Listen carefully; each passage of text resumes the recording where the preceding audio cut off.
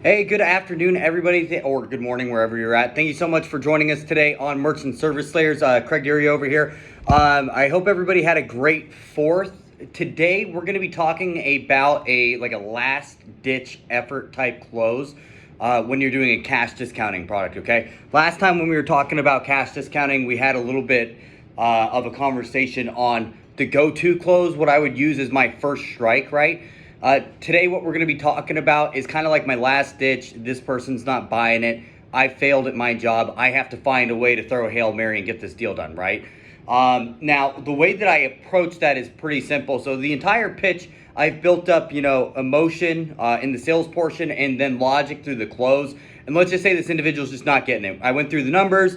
I showed them that it really doesn't matter if they lose a customer or two off of this program because the savings that I'm providing them is a higher level than them losing a couple of customers. And hell, I even went into detail on how they'd have to lose hundreds of customers every single month reoccurring, right?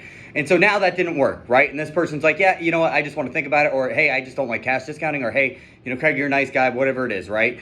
At this point, what I'm going to do is I'm going to say, hey, I understand and I get it. I completely understand. A lot of my customers are the exact same way.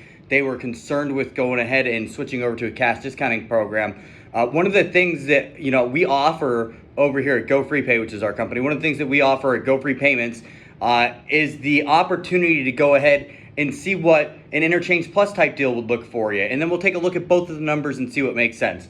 Fast forward, we get 2 comparisons done, right? So now I have an Interchange Plus comparison knocked out, and now I have a cash discounting cost comparison knocked out in front of me.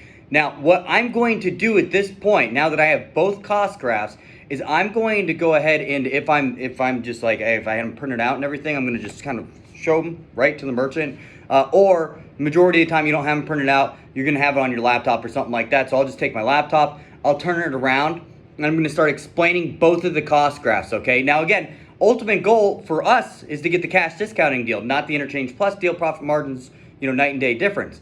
So what I'm going to lean the merchant towards, obviously, is the bigger savings number. And so the way that I'm going to do that is I'm going to expand that number. So instead of saying I'm saving you $1,000 a month on cash discount, I'm going to say I'm saving you $48,000 over the term.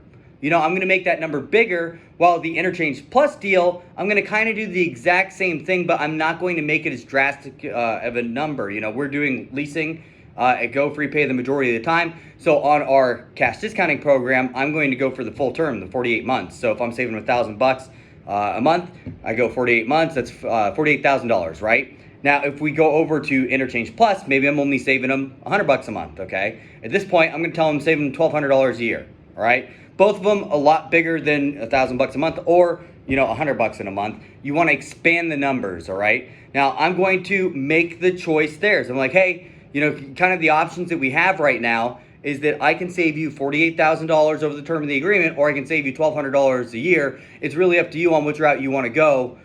Here's both of the comparisons. Which one do you like better?